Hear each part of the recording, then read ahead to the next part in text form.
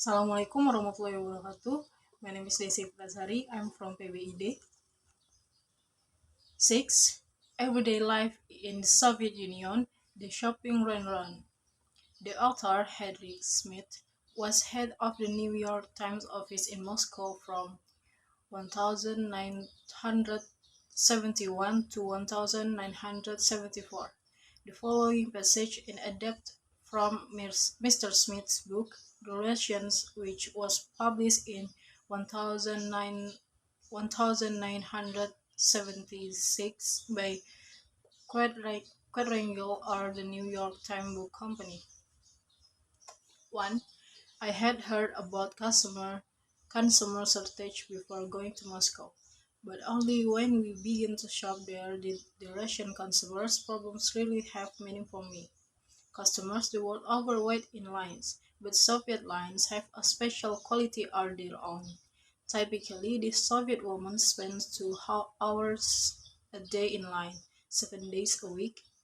Personally, I have known of people who stood in line 90 minutes to buy 4 pineapple and 3.5 hours to buy 3 large heads of cabbage, only to find the cabbage when gone as they approach the front of the line.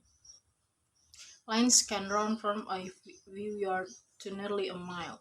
Some friends of ours watch a line of people in Moscow signing up to buy rugs. The line lasts 2 days and nights and run for across through an apartment development. 2. In spite of all of this, the natural reaction of a Russian woman when she sees a line forming is to get in immediately, even before she knows what is being sold. However, Soviet lines are more fluid than they appear. In most stores, for example, shoppers must stand in not one but 3 lines for any purchase. The first, to select a purchase and find out its price. The second, to pay a cashier somewhere else in the store and get a receipt. And the third, to go pick up the purchase and turn in the receipt. 3. But in a jewelry store one morning, I found out that the game is both simpler and more complex than that. I went in to buy some cheese, butter, and bologna sauce, which were in 3 separate departments. Each with is online, 9 lines. 4. Rather quickly, though I noticed that experienced shoppers were skipping the first stage. They knew what most items cost, so they went directly to the cashier for their receipt. After studying price, I did that too. Then I went to cheese line, the longest probably 20 people to get the worst over with words. I was in line less than a minute when the woman in front of me asked me to hold her place. She dared off to the butter and milk line. The cheese line was moving so slowly that she got her butter and milk and returned before we had advanced 3 feet. I decided to take the risk too, and I got back with my butter while the cheese line was still inching along.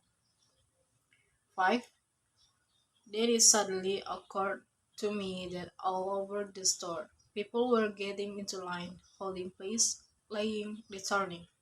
Everyone was using the cheese line as home base. That was why it was barely moving. It kept expanding in the middle. So I got the man behind me to hold my place, and I went off to buy my bologna. Once again, it worked. It would take me 22 minutes to buy butter, sausage, and cheese. But instead of being furious, I felt as I had beaten the system. 6. This competitive shopping gives an atmosphere of tension to Russian life. People barge into store and bump into each other with face set in combative expression. "You have to understand," said a kind, grand-haired person, "that for us that for as long as we can remember, shopping has been a struggle. Life is a struggle. 7.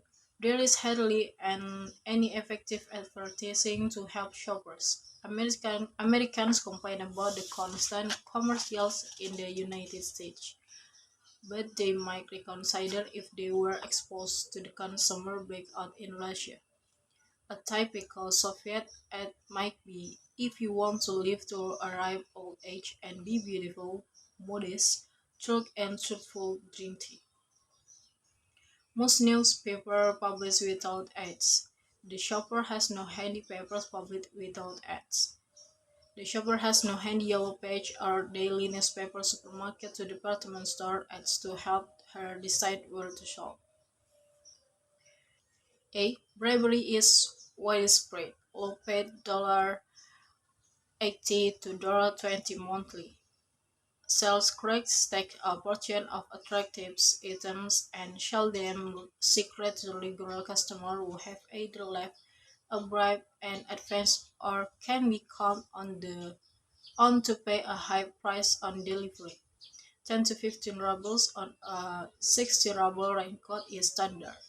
In 1976, the ruble was equivalent to $1.32. 9. So common is this practice that the Soviet press is always complaining about it, but it doesn't do any good. Crocodile, the Soviet humor magazine, once saw a department store employee promoting some newly arrived items. Dear customer, in the little goods department, 500 import woman purses have been received. 450 of them have been bought by store employees. 49 are under the counter and have been ordered in advance for friends. One purse is in the display window. We invite you to visit the leather department to buy this purse. Wassalamualaikum warahmatullahi wabarakatuh.